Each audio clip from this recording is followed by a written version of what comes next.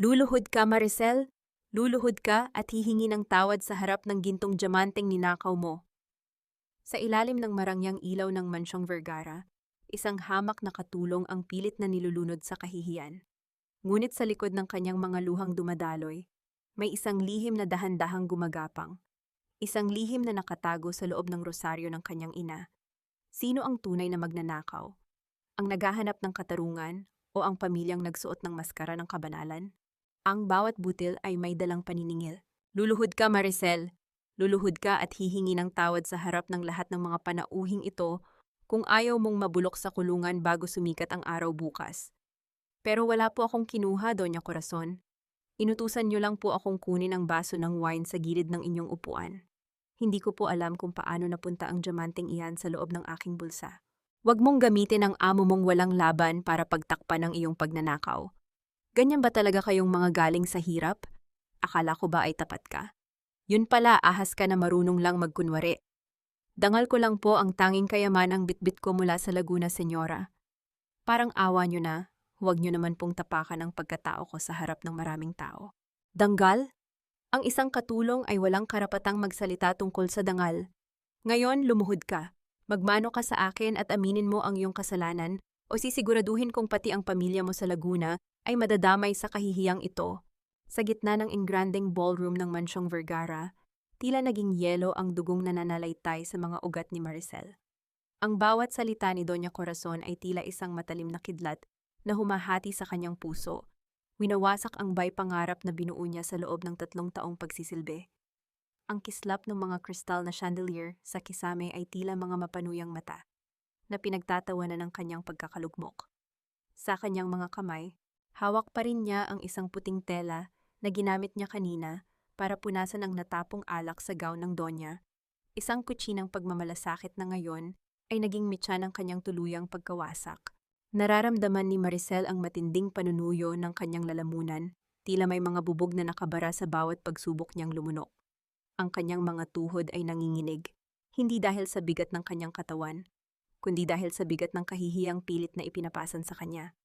Ang malakas na pintig ng kanyang puso ay umaaling-awngaw sa kanyang sariling mga tainga, tila isang tambol na nagbababala ng kanyang nalalapit na kamatayan. Sa paligid, naririnig niya ang mahinang bulungan ng mga elitista ng Makati, ang mga tawang tila mga huni ng mga buwitreng naghihintay sa kanyang huling hininga. Ano na, Maricel? I-video mo ito, aling pacing? Ipakita mo sa buong social media ang mukha ng magnanakaw na ito. Ang bulyaw ni Corazon ay tila isang marahas na hampas ng daluyong sa gitna ng unos. Dahan-dahang bumigay ang mga tuhod ni Maricel. Ang tunog ng pagdampi ng kanyang mga buto sa malamig at matigas na marmol na sahig ay tila isang huling hatol na walang habag. Napayuko siya, ang kanyang buhok ay tumabing sa kanyang namumutlang pisngi upang itago ang mga luhang hindi na niya kayang pigilan. Sa kanyang harapan, nakita niya ang makintab na sapatos ni Corazon, isang paalala na sa mundong ito, ang katarungan ay madalas na natatabunan ng kinang ng ginto. Sa gitna ng kanyang pagluha, naramdaman ni Maricel ang isang matigas na bagay sa loob ng kanyang bulsa, ng uniforme, ang rosaryo ng kanyang ina, na gawa sa lumang kahoy. Ang bawat butil nito ay tila nagbibigay ng kakaibang init sa kanyang palad, isang tahimik na paalala na hindi siya tunay na nag-iisa. Ngunit ang hapdi ng insulto ay mas matindi pa sa anumang sakit ng katawan.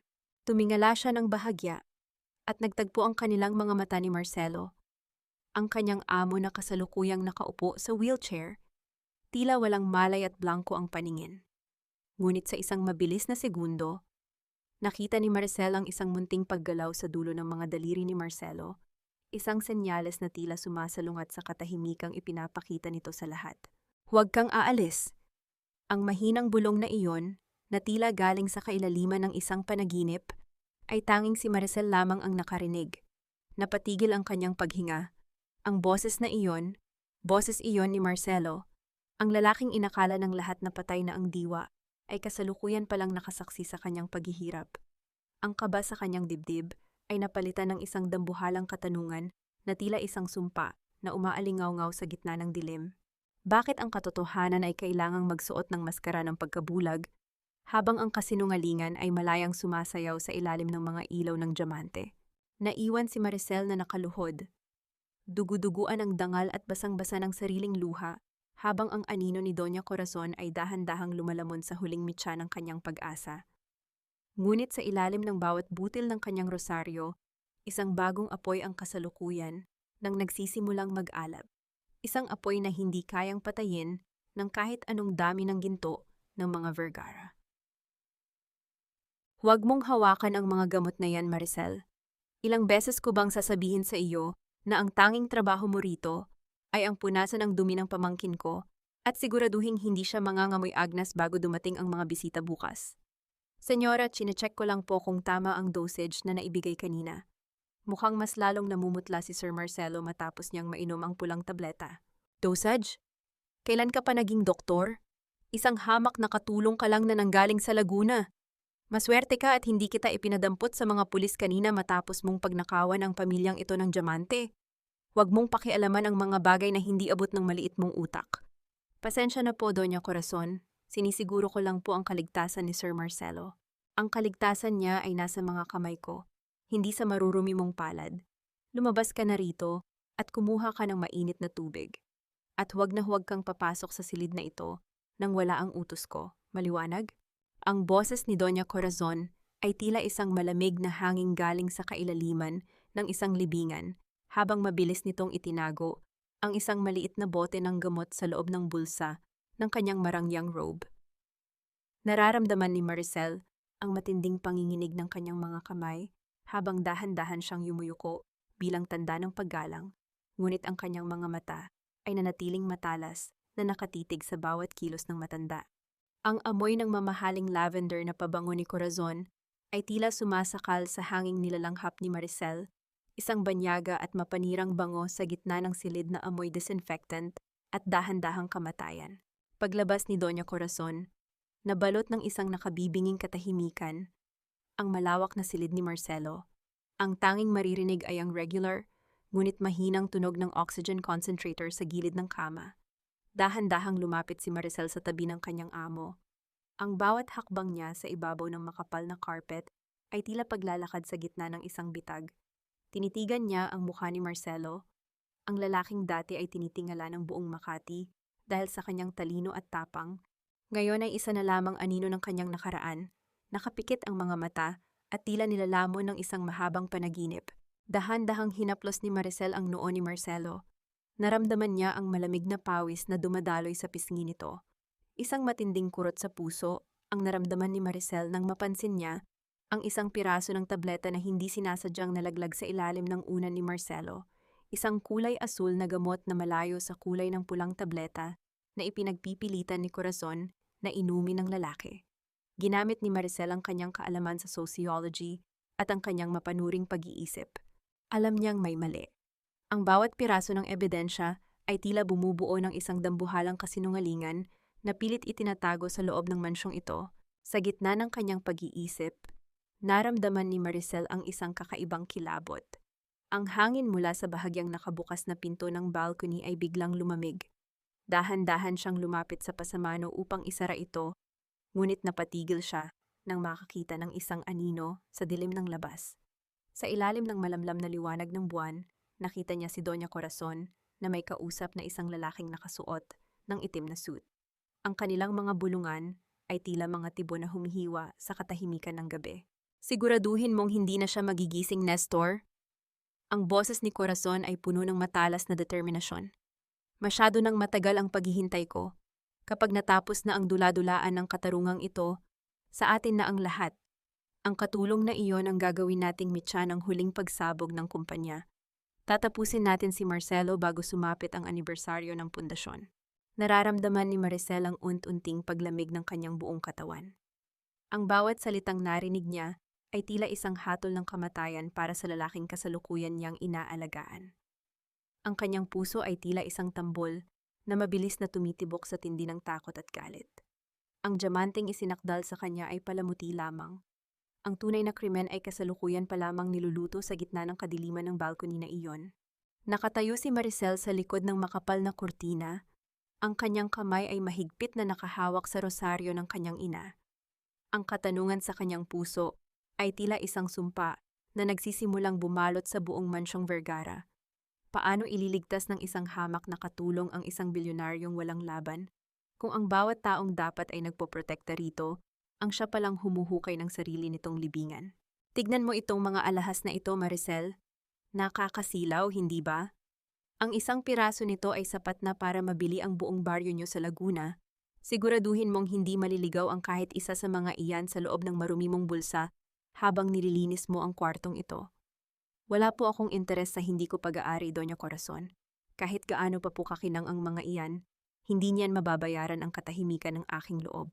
Napakalakas ng loob mong magsalita tungkol sa budhi. Let's see. Iiwan ko ang mga diamanteng ito sa tabi ng higaan ni Marcelo. Isang pagsubok ito, katulong.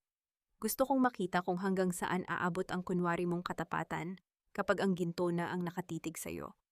Subukan niyo po ako, senyora. Pero sana unahin niyo ang kalagayan ni Sir Marcelo kaysa sa paglalagay ng patibong sa akin.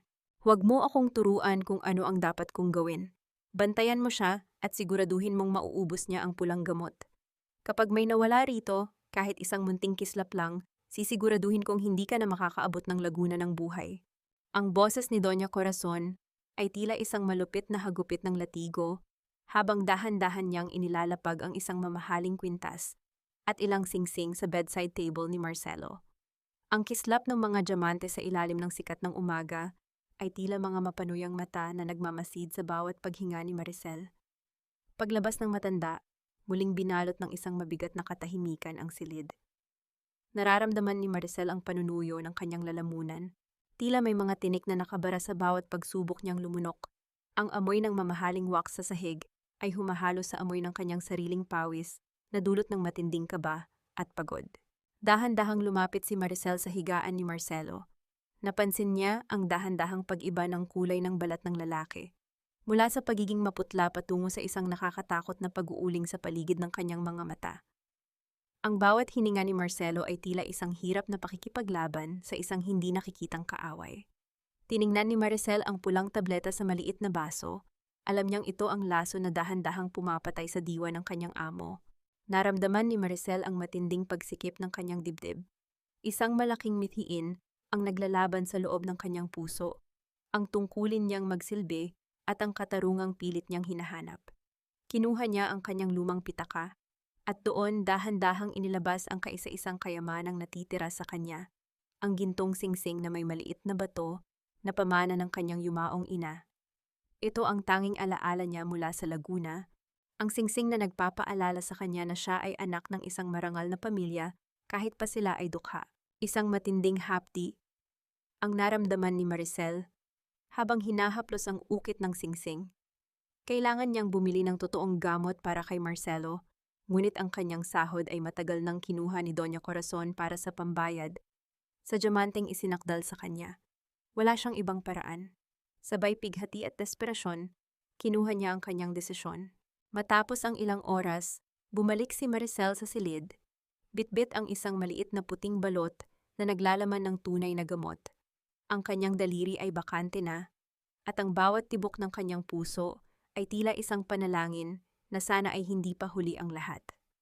Dahan-dahan niyang inalis ang mga pulang tableta at pinalitan ito ng asul na gamot na binili niya mula sa pinagbentahan ng singsing ng kanyang ina. Nang dahan-dahang painumin ni Maricel si Marcelo, nararamdaman niya ang panginginig ng kanyang mga kamay.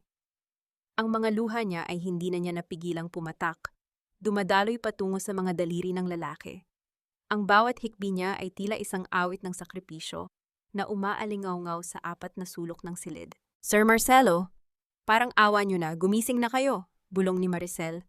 Ang boses ay nanginginig sa tindi ng emosyon. Isinakripisyo ko na ang huling alaala ni nanay para lang madugtungan ang buhay niyo. Huwag niyo po akong iwan sa gitna ng digmaang ito. Sa gitna ng kanyang pagngangalit, naramdaman ni Maricel ang isang hindi inaasahang init. Isang matibay at magaspang na kamay, ang dahan-dahang humawak sa kanyang nanginginig na palad. Napatigil ang paghinga ni Maricel. Tumingala siya at nakita ang mga mata ni Marcelo na bahagyang nakadilat, hindi blanko, kundi puno ng isang malalim at basang pasasalamat. Ang bawat dampi ng balat ng lalaki ay tila isang selyo ng isang bagong alyansa na hindi kailanman mabubura ng kahit anong yaman. Nakatayo si Maricel sa tabi ng higaan, pinaliligiran ng gintong trap ni Doña Corazon na hindi niya man lang ginalaw, habang ang kanyang sariling mga luha ay nagpapatunay na ang tunay na kayamanan ay hindi matatagpuan sa kislap ng diamante, kundi sa pait ng sakripisyong handang gawin para sa katotohanan. Tignan mo ang mukha mo rito, Maricel. Trending ka na sa buong social media. Ang katulong na magnanakaw ng diamante ng mga Vergara, yan na ang bagong pangalan mo sa buong Pilipinas. Aling Pacing, tumigil na kayo. Alam nyo namang hindi totoo ang paratang na iyan. Bakit nyo ba kailangang i-video at ipakalat ang kahihiyan ko? Ay, bakit ako ang sinisisi mo? Trabaho ko lang na ibahagi ang katotohanan sa mga netizens. At tignan mo, milyon-milyon na ang views. Sikat ka na, Maricel. Sikat ka na bilang pinakamakapal ang mukha sa buong Makati. Wala kayong puso. Hindi nyo alam kung anong hirap ang ibinibigay nyo sa pamilya ko sa Laguna dahil sa ginagawa nyo. Puso? Mas walang puso ang nagnanakaw sa pamilyang nagpakain sa kanya. Huwag mo akong dramahan, giling-giling muna bago mag-acting. Aminin mo na lang kasi para matapos na ang dula-dulaan mo. Ang boses ni Aling Pacing ay tila isang nakakangilong huni ng lamok na ayaw tumigil sa pag-ikot sa pandinig ni Maricel habang naglalakad siya sa pasilyo ng mansyon. Nakatayo ang matandang babae sa gitna ng kusina. Ang cellphone nito ay nakataas na parang isang sandata, habang ang pulang ilaw ng recording ay tila isang mapanirang mata, na pilit sumusungkit sa bawat butil ng dignidad na natitira kay Maricel. Naririnig ni Maricel ang mahinang bulungan ng ibang mga katulong sa paligid, ang mga tawang tila mga huni ng mga buitreng naghihintay sa kanyang huling hininga. Nararamdaman ni Maricel ang matinding panunuyo ng kanyang lalamunan, tila may mga tinik na nakabara sa bawat pagsubok niyang lumunok. Ang kanyang mga kamay ay nanlalamig sa loob ng bulsa ng kanyang uniforme, kung saan ang bakante niyang daliri ay tila isang malalim na sugat na nagpapaalala sa isinakripisyo niyang singsing ng kanyang ina. Ang amoy ng nilulutong ulam at ang matapang na bango ng floor wax ay tila naging amoy ng pagkabulok sa kanyang pang-amoy. Sa bawat segundo ng livestream ni Aling Pacing, nararamdaman niya ang matinding hiya na tila isang dambuhalang pader na gumuguho sa kanyang harapan. Biglang tumunog ang cellphone ni Maricel sa kanyang bulsa. Isang tawag mula sa Laguna. Ang kaba sa kanyang dibdib ay naging isang dambuhalang takot. Ate, totoo ba? Ang hikbi ng kanyang nakababatang kapatid na si Bunsoy ay narinig niya sa kabilang linya. Pinalayas kami sa paupahan ni Aling Martha. Sabi niya, ayaw daw niya ng pamilya ng magnanakaw sa loob ng bahay niya. Binabato rin po ang bintana natin ng mga tao rito. Ate, natatakot po kami. Naramdaman ni Maricel ang pagguho ng kanyang mundo. Ang lahat ng sakripisyo niya, ang paglunok niya sa lahat ng pang-aalipusta ni Doña Corazon, ay nauwi sa pighati ng kanyang pamilya. Ang mga luha niya ay hindi na niya napigilang pumatak. Dumadaloy patungo sa kanyang namumutlang pisngi. Hinaplos niya ang kanyang bakanting daliri, pilit na kumukuha ng lakas mula sa alaalang wala na. Bunsoy, makinig ka! Hindi totoo ang sinasabi nila, bulong ni Maricel. Ang boses ay nanginginig sa tindi ng sakit. Huwag kayong matatakot. Gagawa si ate ng paraan. Pangako, babawiin ko ang dangal natin. Sa gitna ng kanyang pag-iyak, naramdaman ni Maricel ang isang kakaibang katahimikan sa kusina. Pag-angat ng kanyang tingin, nakita niya ang isang lalaking nakasuot ng itim na suit. May hawak na attaché case at isang malamig na ekspresyon sa mukha. Si Attorney Norberto Alcantara. Ang lalaking kilala bilang kanang kamay ni Doña Corazon sa lahat ng usaping legal, ngunit may mga matang tila nakakakita sa kailaliman ng bawat lihim. Maricel Salvacion, ang boses ni Norberto ay tila isang malamig na agos ng tubig na biglang nagpatahimik sa ingay ni Aling Pacing.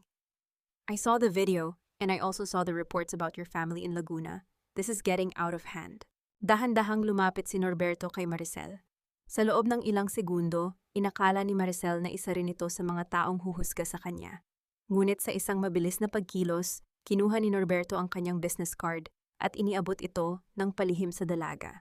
Ang paraan ng pag-abot niya ay tila isang transaksyong hindi dapat makitang sinuman. Huwag kang maniniwala sa lahat ng nakikita mo, Maricel, bulong ni Norberto, sapat na upang marinig lamang ng dalaga. Alam kong hindi mo kinuha ang diamante, at alam ko rin kung nasaan ang orihinal na resibo ng gamot na kailangan ni Marcelo. Magkita tayo sa tapat ng gate mamayang hating gabi, tutulungan kita. Napatigil ang paghinga ni Maricel. Isang munting kislap ng pag-asa ang naramdaman niya sa gitna ng dilim. Ngunit bago pa siya makapagsalita, Nakita niya ang isang maliit na peklat sa likuran ng tainga ni Norberto. Isang markang tila pamilyar na pamilyar sa kanya mula sa mga lumang retrato ng pamilya Vergara. Isang matinding kuryente ang dumaan sa kanyang mga ugat. Sino ba talaga si Norberto? At bakit ang tulong na inaalok niya ay tila may dalang bango ng isang lason na matagal na niyang nakilala? Naiwan si Maricel na nakatitig sa card, habang ang anino ni Doña Corazon na tumatawa mula sa itaas ng mansyon ay tila isang huling babala na ang tunay na kaaway ay hindi lamang ang mga taong lantaran siyang kinamumuhian, kundi pati ang mga taong nagtatago sa likod ng maskara ng kabutihan. Mag-iingat ka, Maricel. Sa mansyong ito, pati ang mga dingding ay marunong magtaksil. Ang bawat hakbang mo sa dilim ay kailangang maging kasing tahimik ng isang panalangin. Bakit niyo po ito ginagawa, Attorney Norberto? Kayo ang pinagkakatiwalaan ni Doña Corazon. Bakit niyo siya ilalaglag para sa isang gaya ko? Dahil ang tiwala ay hindi pwedeng ibigay sa isang taong ang pundasyon ay kasinungalingan. Hawak ko ang dokumentong magpapatunay na hindi lang diamante ang ninakaw niya sa pamilyang ito. Pero kailangan ko ng mata at tenga sa loob ng silid ni Marcelo. Handa ka na bang maglaro sa gitna ng apoy? Wala na akong ibang mapupuntahan, Attorney. Sunog na ang tulay ko sa Laguna. Kung ang apoy na ito ang tanging paraan para mabawi ang dangal ko, itutuloy ko. Ang boses ni Attorney Norberto ay tila isang malamig na hanging umiihip sa gitna ng hating gabi habang magkatabi silang nakatayo sa madilim na sulok ng hardin. Ang tanging liwanag ay nagmumula sa maliit na kislap ng kanyang suot na mamahaling relo. Nararamdaman ni Maricel ang panunuot ng lamig sa kanyang mga talampakan. Habang nakatapak siya sa basang damo, isang paalala na sa oras na ito, siya ay tuluyan ng lumabas sa kanyang komportableng mundo upang harapin ang dambuhalang kalaban. Ang amoy ng basang lupa at ang halimuyak ng mga bulaklak ng dapo ay tila nagbibigay ng kakaibang tapang sa kanyang buong pagkatao. Pagbalik ni Maricel sa silid ni Marcelo, binalot siya ng isang nakabibinging katahimikan. Dahan-dahan siyang lumapit sa tabi ng kama, bitbit ang baso ng tunay na gamot na kinuha niya sa lihim na taguan ni Norberto. Tinitigan niya ang mukha ni Marcelo, ang lalaking naging sentro ng kanyang mundo sa nakalipas na mga buwan. Isang matinding kurot sa puso ang naramdaman niya nang maalala ang lahat ng hirap na pinagdaanan nila, ang mga insulto ni Corazon, ang pighati ng kanyang pamilya, at ang sakripisyo ng singsing ng kanyang ina. Sir Marcelo, uminom na po kayo, bulong ni Maricel. Ang boses ay nanginginig sa tindi ng puyat. Ngunit sa halip na nanatiling nakapikit, biglang bumukas ang mga mata ni Marcelo. Sa pagkakataong ito, wala ang bakas ng kalituhan o pagkabulag. Ang kanyang mga mata ay nagniningning sa talino at determinasyon. Sa isang mabilis na pagkilos, dahan-dahang umupo si Marcelo sa kanyang higaan, isang bagay na inakala ng lahat ay hindi na nito kayang gawin. Huwag kang matatakot, Maricel. Ang boses ni Marcelo ay mababa ngunit puno ng awtoridad na tila isang huling hatol. Alam ko ang lahat ng ginawa mo. Narinig ko ang bawat iyak mo sa gabi. Alam ko ang tungkol sa singsing ng nanay mo. Napatigil ang paghinga ni Maricel. Ang baso ng tubig sa kanyang kamay ay muntik ng malaglag. Sir, gising po kayo? Ibig sabihin, nagpapanggap lang po kayo? Isang malungkot na ngiti ang gumuhit sa mga labi ni Marcelo habang dahan-dahang hinahawakan ang kamay ni Maricel. Ang init ng kanyang palad ay tila isang pangako ng kaligtasan. Kailangan kong magtago sa sarili kong katawan upang makita kung sino ang mga tunay na ahas sa paligid ko. At sa lahat ng taong pumasok sa silid na ito, ikaw lang ang kaisa-isang naging totoo. Maricel, magkakampi tayo. Tutulungan kitang bawiin ang dangal mo gaya ng pagtulong mo sa aking mabuhay. Sa gitna ng kanilang mahinang pag-uusap, naramdaman ni Maricel ang isang kakaibang kapanatagan. Ang tensyon sa kanyang dibdib ay dahan-dahang lumuwag, napalitan ng isang pag-asang matagal na niyang ipinagkait sa sarili. Ngunit habang iniaabot ni Marcelo ang isang folder mula sa ilalim ng kanyang unan, napansin ni Maricel ang isang bagay sa braso ng lalaki. Bahagyang nahawi ang manggas ng suot na pajama ni Marcelo. Doon sa kanyang kaliwang braso ay may nakatagong tattoo, isang maliit na selyo na hugis ng isang agila na may nakapulupot na kadena. Isang matinding kuryente ang dumaan sa mga ugat ni Maricel. Ang tattoo na iyon ang eksaktong markang nakita niya sa likuran ng tainga ni Norberto kanina habang nag-uusap sila sa hardin. Naramdaman ni Maricel ang muling pag-akyat ng takot sa kanyang dibdib. Ang alyansang inakala niyang ligtas ay tila may nakatagong patibong na hindi niya nakita. Sino ba talaga ang tunay na nagpapatakbo sa anino ni Marcelo at Norberto? At bakit ang selyo ng pamilya Vergara ay nakaukit din sa balat ng abogadong inakala niyang kanyang huling sandigan? Nakatayo si Maricel sa gitna ng silid, pinaliligiran ng mga lihim na tila mga pako na handang bumaon sa kanyang puso, habang ang anino ni Doña Corazon sa bintana ay tila isang dambuhalang halimaw na naghihintay ng kanyang susunod na pagkakamali. Ibigay mo na sa akin ang USB na yan, Maricel.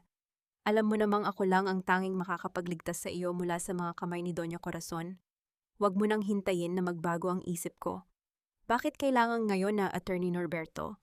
Sabi ni Sir Marcelo, hintayin nating makarating ang mga board members bago natin ilabas ang mga ebidensyang ito.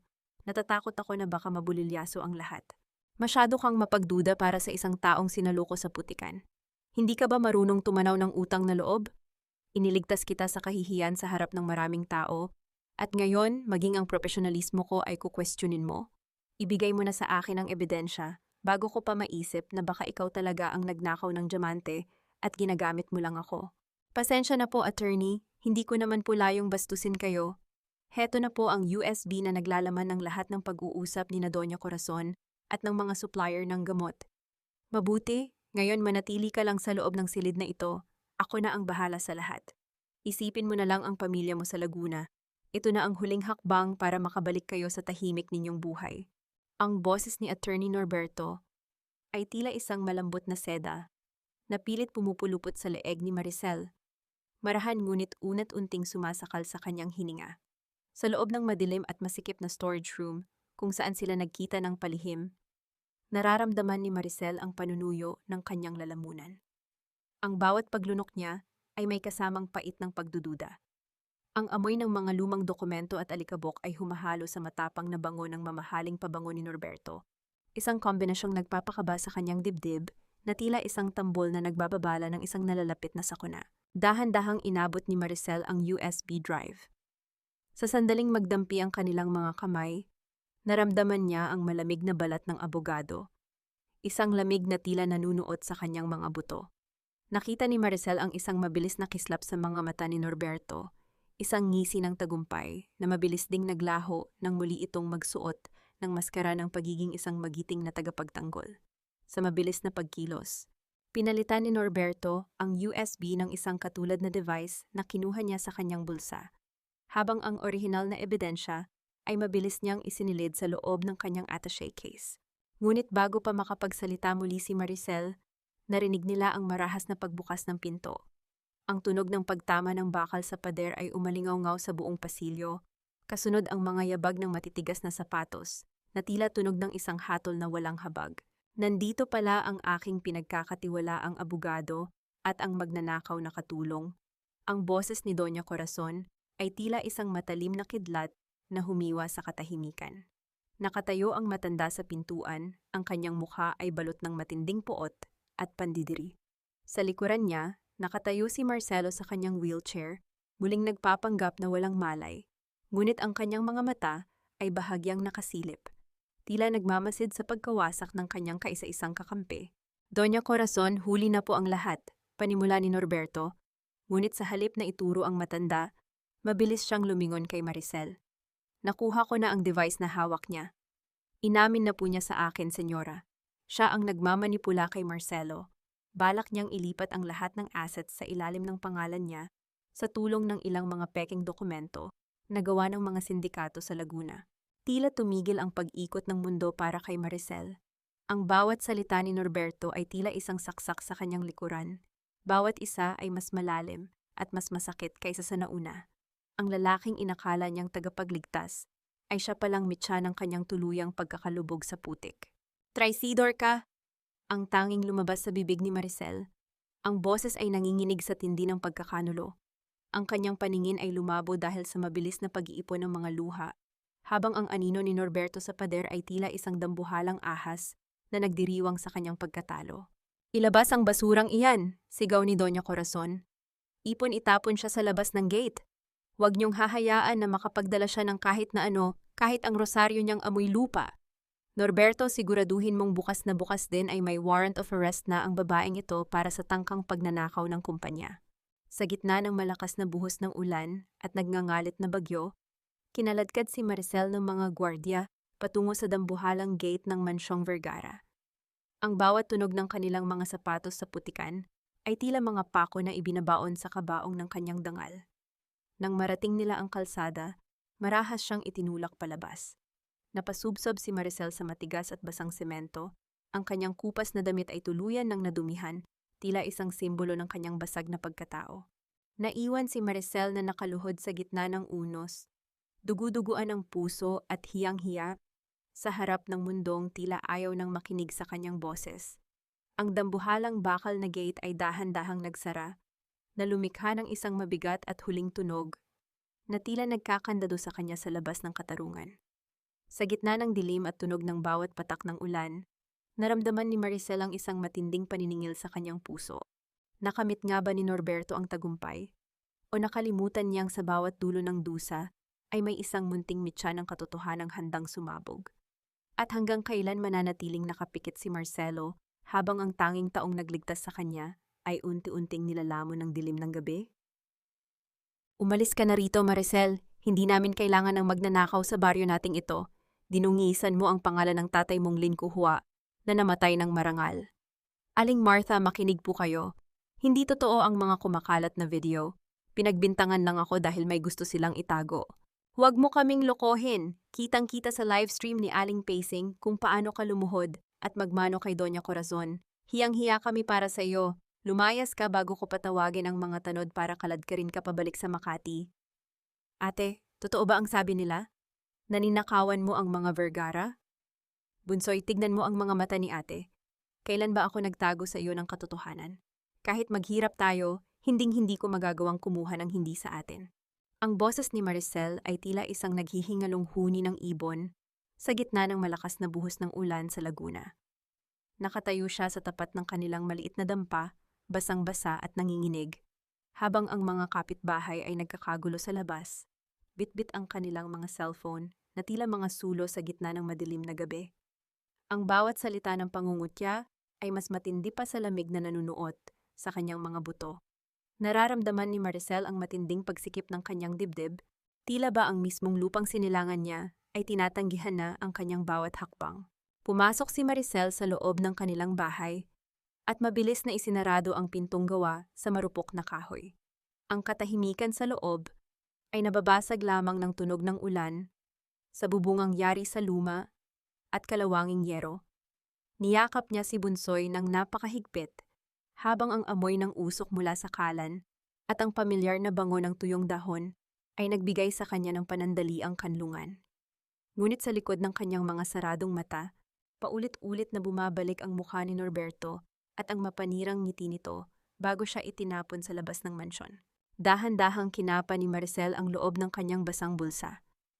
Doon naramdaman niya ang matigas na butil ng rosaryong gawa sa kahoy, ang kaisa-isang bagay na hindi nakuha ni Doña Corazon mula sa kanya. Inilabas niya ito at itinapat sa malamlam na liwanag ng isang degas na lampara. Nararamdaman niya ang bawat ukit sa kahoy, ang bawat gasgas na tila ba ay mga pilat ng pananampalataya ng kanyang ina. Maricel, ang rosaryong ito ang magsisilbing gabay mo sa oras na ang dilim ay mas matindi pa sa liwanag. Naalala ni Maricel ang huling habilin ng kanyang ina bago ito pumanaw. Huwag mong hahayaang mahawakan ito ng sinumang may maruming kamay. Sa gitna ng kanyang pagmamasid, napansin ni Maricel ang isang butil ng rosaryo na bahagyang mas malaki kaysa sa iba. May isang maliit at halos hindi makitang lamat sa gilid nito. Gamit ang kanyang nanginginig na mga daliri, sinubukan niyang ipihit ang butil na iyon. Ang tunog ng pagpihit ng kahoy ay tila isang malakas na sigaw sa katahimikan ng silid. Nang tuluyang mabuksan ang butil, nanlaki ang mga mata ni Maricel. Sa loob ng inukit na kahoy ay nakatago ang isang napakaliit na microcamera at isang memory card. Naramdaman ni Maricel ang mabilis na pintig ng kanyang puso, tila isang tambol na nagbababala ng isang dambuhalang katotohanan. Mabilis niyang isinaksak ang memory card sa lumang cellphone ng kanyang ina. Ang screen ay kumislap at lumabas ang isang madilim ngunit malinaw na video. Ipinapakita doon ang gabi ng anibersaryo ng pamilya Vergara, 10 taon na ang nakalilipas. Nakita ni Maricel si Doña Corazon sa itaas ng hagdanan, may hawak na isang asul na envelope. Kasunod nito ay ang pagdating ng mga magulang ni Marcelo.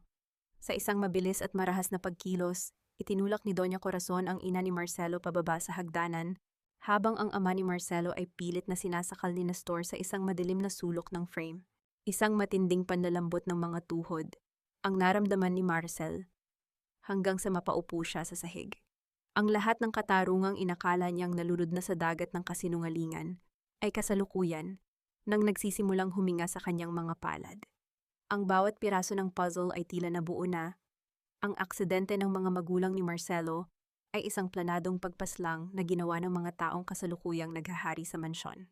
Nagawa niyo na po, nanay. Bulong ni Maricel habang ang kanyang mga luha ay muling pumatak.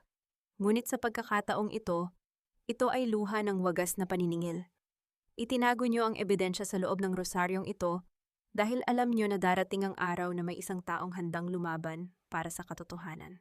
Tumingala si Maricel sa dumi ng kanilang kisame, habang ang tunog ng bawat patak ng ulan ay tila nagiging isang awit ng tagumpay. Ang hiya na dala niya mula Makati ay naging baluti ng kanyang determinasyon. Ngunit sa gitna ng kanyang pagdiriwang, isang malakas na tunog ng pagbagsak ng pintuan ang bumasag sa katahimikan. Isang grupo ng mga lalaking nakasuot ng itim na maskara ang marahas na pumasok sa loob ng kanilang dampa. Ang tunog ng pagkabasag ng baso at ang sigaw ni Bunsoy ay umalingaw-ngaw sa buong gabi. Sa gitna ng kaguluhan, nakita ni Maricel ang kislap ng isang patalim na dahan-dahang lumalapit sa kanyang kinaroroonan. Ibigay mo sa amin ang rosaryong iyan, Maricel. Huwag mo nang hintayin na dumanak ang dugo ng kapatid mo sa maruming sahig na ito. Hindi niyo kailanman makukuha ang katotohanan. Mas pipiliin ko pang mamatay kaysa hayaan kayong muling manalo. Napakakapal ng mukha mo. Akala mo ba ay ililigtas ka ni Marcelo? Kasalukuyan na siyang nilalason ng sarili niyang pamilya habang nakikipag-agawan ka rito sa kahoy na ito. Mamatay na kayong lahat, Bunsoy, tumakbo ka na, huwag kang lilingon. Ang boses ng mga lalaking nakamaskara ay tila mga huni ng mga demonyo sa gitna ng nagngangalit na bagyo sa Laguna. Nararamdaman ni Maricel ang marahas na paghila sa kanyang buhok, sapat na upang mapatingala siya at makita ang banta ng patalim sa kanyang leeg. Ang bawat hininga niya ay punong-puno ng amoy ng ulan at ang nakakasakal na amoy ng bakal mula sa suot ng mga salarin.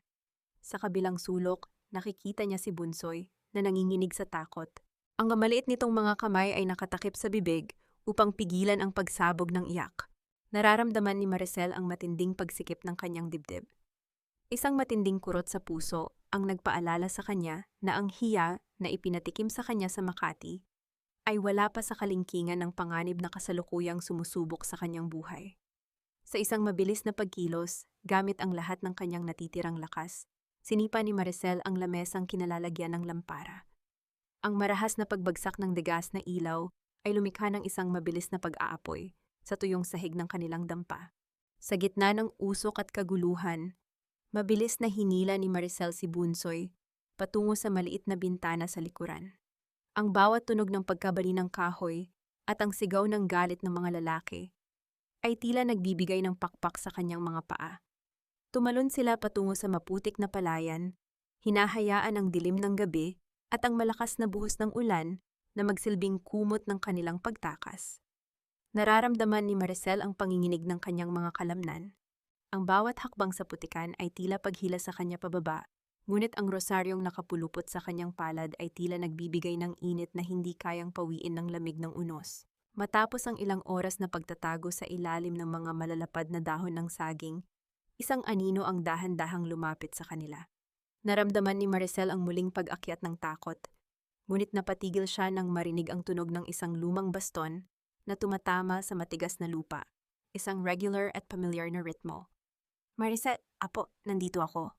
Ang boses na iyon ay paos mababa, ngunit puno ng kapanatagan. Si Mang Selmo, ang dating trooper ng pamilya Vergara na inakala ng lahat na tuluyan, nang nabulag at nawala sa katinuan matapos ang aksidente 10 taon na ang nakalilipas. Dahan-dahang lumabas ang matanda mula sa dilim, ang kanyang mga mata ay nananatiling nakatingin sa kawalan, ngunit ang kanyang pandinig ay mas matalas pa sa kahit na sinong nakakakita. Inalalayan ni Mang Selmo si Maricel at si Bunsoy patungo sa isang lihim na bodega sa dulo ng bayan. Doon sa gitna ng amoy ng mga lumang gulong at langis, dahan-dahang pinunasan ni Maricel ang dumi sa mukha ng kanyang kapatid. Ang munting kutsina ito, ang pagpahid ng putik sa pisngi ni Bunsoy habang nanginginig ang kanyang sariling kamay, ang naging golden moment na nagpaalala sa kanya kung para saan ang labang ito. Hindi lang ito para sa kanya. Iwaswara sabi paggarap ng mga taong pinagkaitan ng katarungan. Nakasulat sa mga bituin ang paniningil mo, Maricel. Bulong ni Mang Selmo habang iniaabot ang isang lumang pager, isang kagamitang inakala ni Maricel na hindi na ginagamit sa modernong mundo. Kanina pa ito tumutunog. May nagpapadala ng mensahe gamit ang frequency ng ospital. Nanginginig ang mga daliri ni Maricel habang binabasa ang maliit na screen ng pager. Ang mensahe ay nakasulat sa isang lihim na code na tanging silang dalawa lang ni Marcelo ang nakakaalam mula sa mga gabing nagbabantay siya sa ICU. Hinihintay kita sa fiesta. Ang diamanteng nawala ay muling magniningning sa altar ng katotohanan. Naramdaman ni Maricel ang isang matinding kuryente na dumaan sa kanyang buong pagkatao. Alam ni Marcelo na ligtas siya.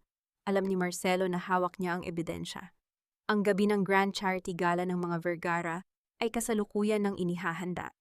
Ang gabing inakala ni Doña Corazon na magiging rurok ng kanyang kapangyarihan ay siya palang magiging entablado ng kanyang tuluyang pagguho.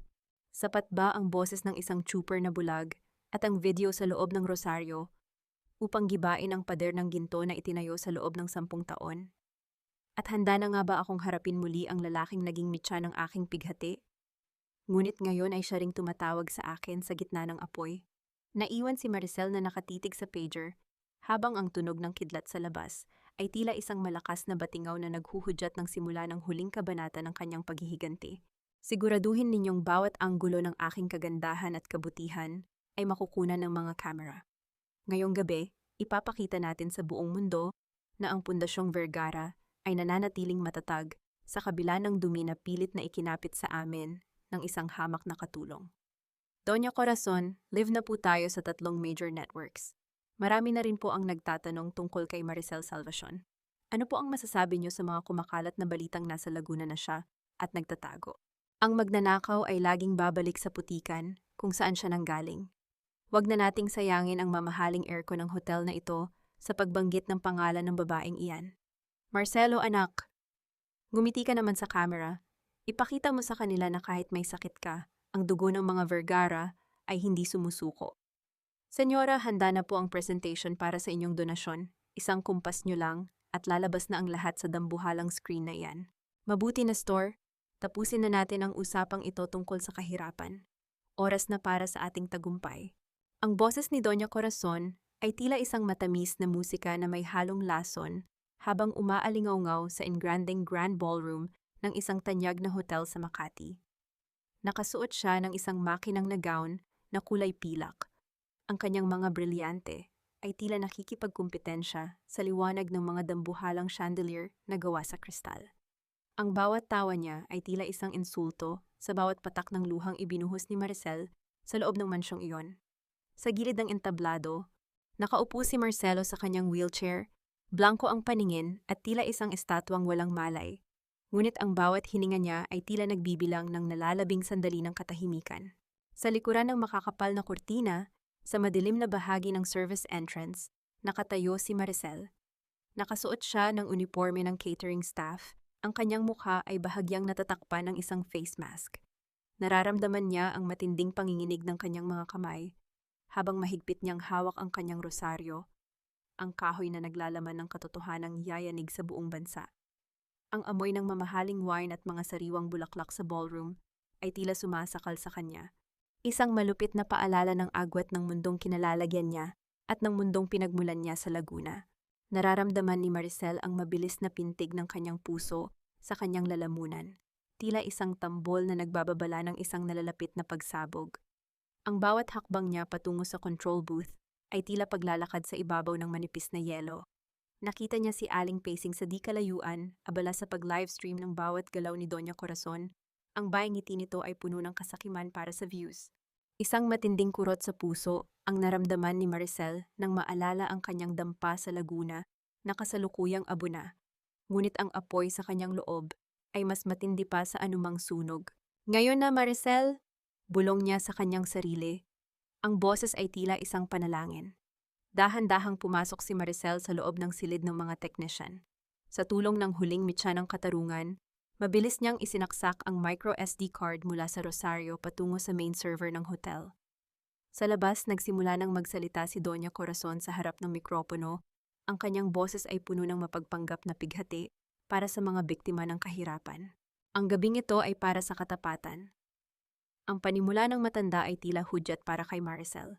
Sa isang mabilis na pagkilos, hinila ni Maricel ang dambuhalang switch ng kuryente para sa buong ballroom. Isang marahas na tunog ng pagpihit ng bakal ang umalingaw-ngaw sa katahimikan, at sa loob ng isang segundo, ang buong grand ballroom ay nalunod sa isang nakabibinging kadiliman. Ang hiyawan ng mga panauhin ay tila isang magulong koro ng takot at kalituhan. Sa gitna ng dilim, tanging ang munting ilaw mula sa mga cellphone ang nagsilbing mitya ng buhay. Anong nangyayari? Nestor, ipaayos mo ang kuryente! Ang sigaw ni Doña Corazon ay puno ng desperasyon. Ngunit sa halip na bumalik ang normal na ilaw, ang dambuhalang LED screen sa likuran ng entablado ay biglang nagliwanag. Hindi ang listahan ng mga donasyon ang lumabas. Sa harap ng libu-libong camera, sa harap ng buong elite ng Makati, at sa gitna ng nagngangalit na livestream ni Aling Pacing, nagsimulang mag-play ang video mula sa loob ng butil ng Rosario. Isang matinding katahimikan ang bumalot sa buong silid nang makita ang imahe ni Doña Corazon, 10 taon na ang nakalilipas. Ang kanyang mga kamay ay marahas na nakatukod sa balikat ng ina ni Marcelo habang itinutulak ito pababa sa hagdanan. Ang bawat hininga ni Maricel ay napatid habang pinagmamasdan ang pagkawasak ng maskara ng kabanalan ng pamilya Vergara. Nagawa ko na po, nanay. Ang katotohanan ay malaya na. At ngayong gabi, ang diamanteng pilit nilang ikinubli ay siya palang susunog sa kanilang kaharian. Nakatayo si Maricel sa dilim ng booth. Ang kanyang mga luha ay tuluyan ng pumatak. Habang sa entablado, nakita niya si Marcelo na dahan-dahang tumatayo mula sa kanyang wheelchair. Ang mga mata nito ay nakatitig sa screen na may halong wagas na paniningil. Ang katanungan sa bawat puso ng mga nakasaksi ay tila isang sumpa na dahan-dahang lumalamon sa liwanag ng gabi. Sapat ba ang isang buhay na puno ng yaman upang pagbayaran ang isang krimeng isinulat sa dugo? Patayin niyo ang screen na yan. Isang malaking kasinungalingan ang lahat ng nakikita niyo. Nestor, anong ginagawa mo? Bakit hindi mo pa ipinapahinto ang dula-dulaang ito? Senyora, hindi ko po ma-access ang main server. May humaharang sa system. Doña Corazon, kailangang umalis na tayo rito bago pa dumating ang mga autoridad. Anong aalis? Hindi ako aalis. Ako ang may-ari ng gabing ito. Marcelo, bakit nakatayo ka? Maupo ka. Sabihin mo sa kanila na hindi totoo ang nakikita nila sa video. Huli na ang lahat, Tita Corazon. Ang bawat hakbang ko ngayon ay hindi na muling susunod sa inyong mga utos. Ang bawat segundong pananatili ko sa wheelchair na iyan ay naging saksi sa inyong kawalang hiyaan. Marcelo, anak, pinoprotektahan lang kita.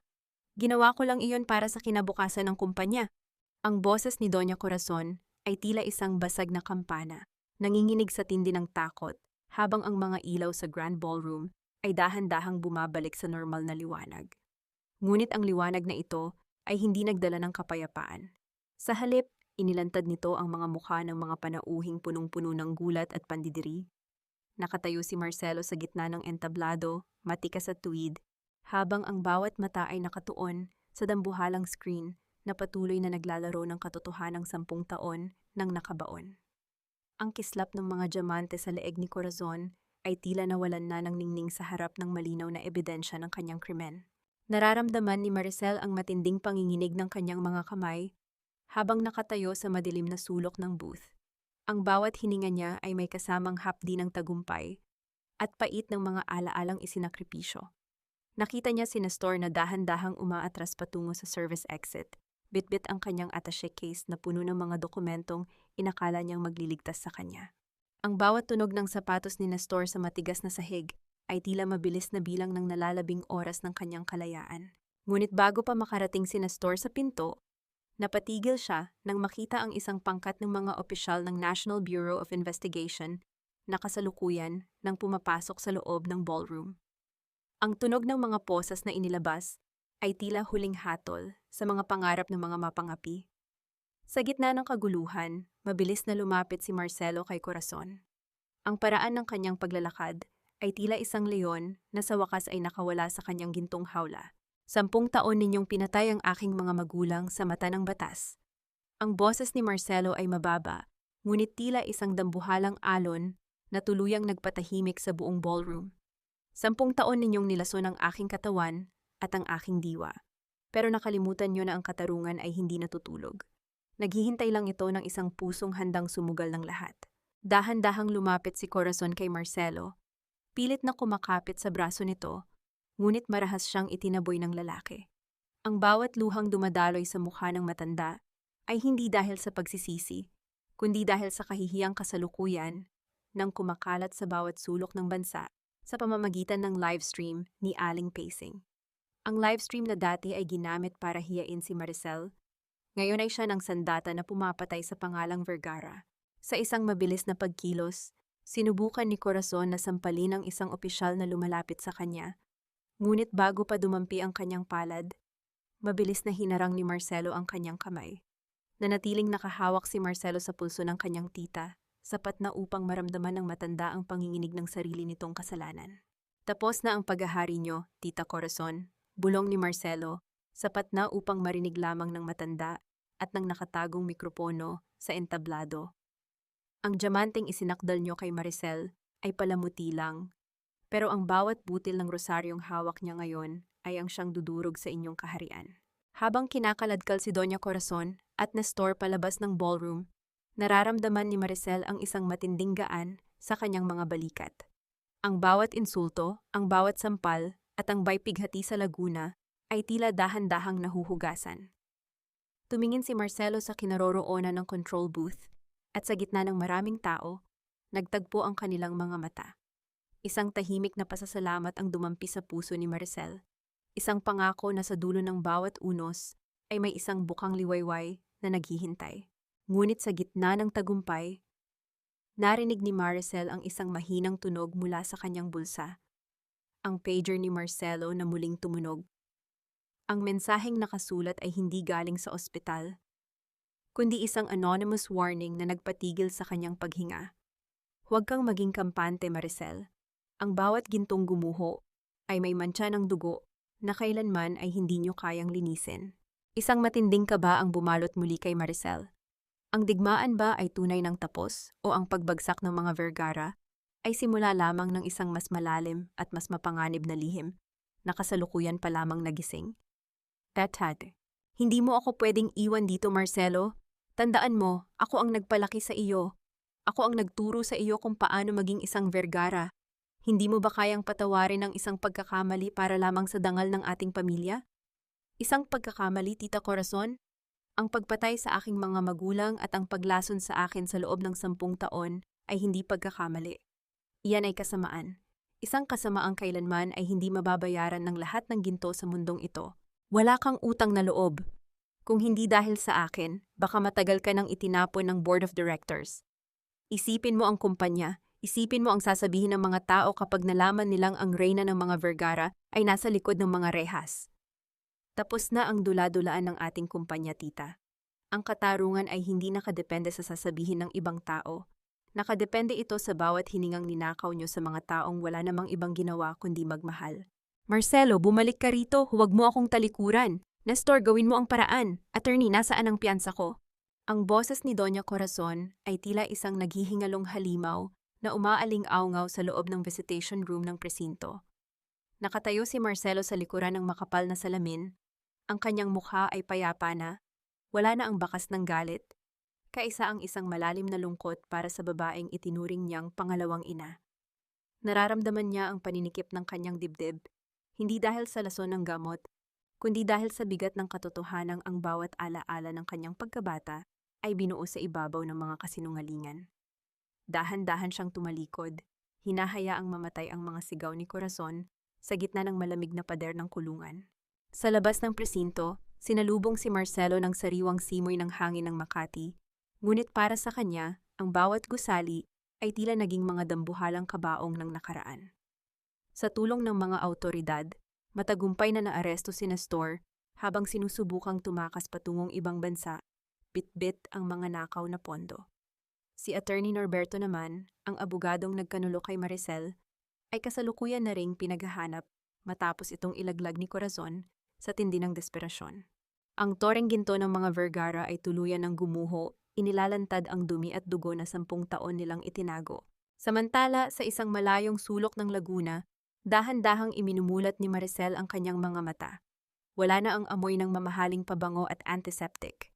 Ang tanging nanunuot sa kanyang pang-amoy ay ang bango ng basang lupa at ang halimuyak ng mga puno ng prutas sa paligid ng kanilang pansamantalang tinutuluyan. Nararamdaman niya ang init ng sikat ng araw sa kanyang balat, isang banal na haplos na tila naghihilom sa bawat pasa ng kanyang dangal. Dahan-dahang lumabas si Maricel sa maliit na beranda. Nakita niya si Bunsoy na masayang naglalaro sa ilalim ng puno ng bayabas, habang si Mang Selmo ay abala sa pag-aayos ng sirang upuan. Ang tunog ng martilyo na tumatama sa kahoy ay tila isang regular at payapang ritmo ng buhay. Isang matinding kurot sa puso ang naramdaman ni Maricel nang mapansin niya ang kanyang bakanting daliri.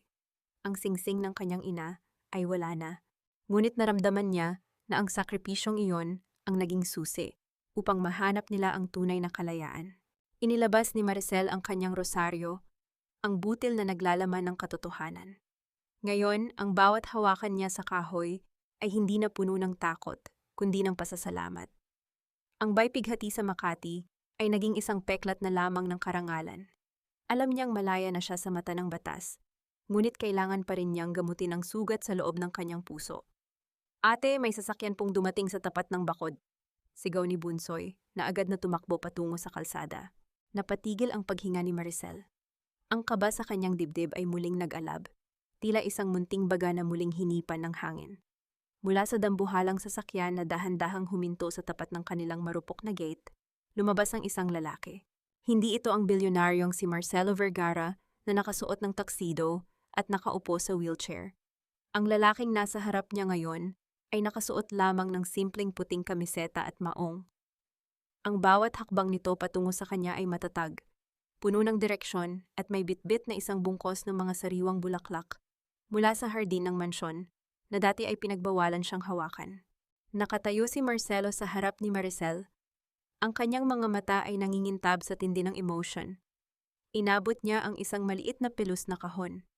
Nang mabuksan ito, halos tumigil ang pag-ikot ng mundo para kay Maricel.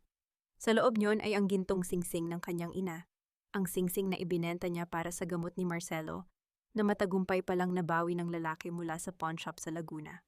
Maricel, ang katarungan ay nakamit na natin. Bulong ni Marcelo, ang boses niya ay nanginginig sa tindi ng pagsisisi at pagmamahal. Pero ang katarungan ay walang saysay kung mananatili tayong bilanggo ng ating nakaraan. Narito ako, hindi bilang amo mo, kundi bilang isang lalaking nahanap ang kanyang kaluluwa sa loob ng bawat butil ng iyong rosaryo. Handa ka bang tanggapin ang isang Marcelo na walang dala kundi ang kanyang puso? Ang katahimikan sa paligid ay nabasag lamang ng mahinang ihip ng hangin sa mga dahon ng niyog. Napatitig si Maricel sa lalaking naging mitya ng kanyang pagkawasak, ngunit ngayon ay siya ring nagbabalik ng kanyang huling alaala. Ang katanungan sa kanyang puso ay nagsisimula ng magkaroon ng sagot. Mayroon pa nga palang bukas para sa dalawang pusong pinagtagpo ng pighati at pinag-isa ng katotohanan. Hindi sapat ang singsing na ito, Marcelo. Ang bawat post ni Aling Pacing at ang bawat lait na natanggap ko sa social media ay tila ba habang buhay nang nakatatak sa mukha ko. Paano ako babalik sa Makati nang hindi iniisip na ang tingin pa rin ng mga tao sa akin ay isang magnanakaw? Maricel, please makinig ka. Ang katotohanan ang pinakamalakas na ingay sa mundong ito. Binura na natin ang dumi sa pangalan mo sa harap ng lahat ng camera. You are not a thief. You are the woman who saved the Vergara legacy. Madaling sabihin yan dahil ikaw ang may-ari ng kumpanya, pero ako, isang hamak na katulong na naging viral sa kahihiyan. Gusto ko na lang manatili rito sa Laguna. Dito amoy lupa man ang paligid. Alam kong hindi ako huhusgahan ng mga tao sa kislap ng diamanteng, hindi ko naman pag-aari. Then I will stay here with you. Iiwan ko ang Makati, iiwan ko ang mansyon. Kung ang Laguna ang lugar kung saan ka malayang nakakahinga, dito rin ako bubuo ng aking tahanan. Maricel, hindi kita bibitawan gaya ng hindi mo pagbitaw sa akin noong ako ay naghihingalo. Nababaliw ka na ba? Iiwan mo ang lahat para sa isang gaya ko. Hindi ako nababaliw. Ngayon ko lang nahanap ang katinuan ko simula nang hawakan mo ang kamay ko sa ICU. Handa akong sumugal sa lahat, Maricel. Dahil ang wagas na pag-ibig ay hindi matatagpuan sa loob ng isang board meeting, kundi sa piling ng babaeng itinaya ang dangal para sa buhay ko. Ang boses ni Marcelo ay tila isang mahinahong himig ng gitara sa gitna ng payapang hapon sa Laguna. Nakatayo sila sa ilalim ng dambuhalang puno ng niyog, kung saan ang sikat ng araw ay dahan-dahang naglalaho at nagbibigay ng kulay ginto sa malawak na palayan. Nararamdaman ni Maricel ang matinding kaba sa kanyang dibdib, isang kaba na hindi na dahil sa takot, kundi dahil sa isang pag-asang matagal na niyang ipinagkait sa kanyang sarili.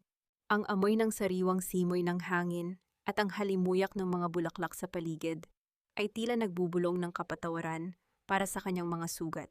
Dahan-dahang lumapit si Marcelo at hinawakan ang magkabilang balikat ni Maricel. Sa sandaling magtagpo ang kanilang mga mata, naramdaman ni Maricel ang init na nanunuot sa kanyang buong pagkatao. Ang panginginig ng kanyang mga kamay ay dahan-dahang napawi ng damhin niya ang tibay ng pagkakahawak ng lalaki. Inisandal niya ang kanyang noo sa dibdib ni Marcelo, hinahayaang ang regular na pintig ng puso nito ang magsilbing orasan ng kanilang bagong simula. Naisip ko na ang gagawin natin. Bulong ni Marcelo, ang kanyang boses ay puno ng pangarap. Gagamitin natin ang yaman na natira sa akin para itayo ang The Unheard Foundation, isang center para sa mga kasambahay at manggagawang inaabuso ng kanilang mga amo. Ikaw ang magpapatakbo nito, Maricel. Ikaw ang magiging boses ng mga taong pinagkakaitan ng katarungan gaya mo noon. Isang matinding pagsisikip ng dibdib ang naramdaman ni Maricel. Ngunit sa pagkakataong ito ay dahil sa wagas na katuwaan. Ang katarungang hinanap niya ay hindi lamang pala para sa kanyang sarili, kundi para sa libu-libong tao na kasalukuyang nakakaranas ng pait na dinanas niya. Hinaplos niya ang butil ng kanyang rosaryo, nagpapasalamat sa bawat unos na dumaan, dahil kung hindi dahil sa mga bagyong iyon, hinding-hindi niya matatagpuan ang tunay na halaga ng kanyang pagkatao. Dahan-dahang iniangat ni Marcelo ang panga ni Maricel. Ang kanilang mga mukha ay naging napakalapit, sapat na upang maramdaman nila ang init ng hininga ng isa't isa. Sa gitna ng katahimikan ng Laguna, tanging ang mahinang ihip ng hangin na humahaplos sa mga dahon ang maririnig. Sa isang napakabagal at puno ng emosyong pagkilos, dahan-dahang inilapit ni Marcelo ang kanyang mga labi sa noo ni Maricel.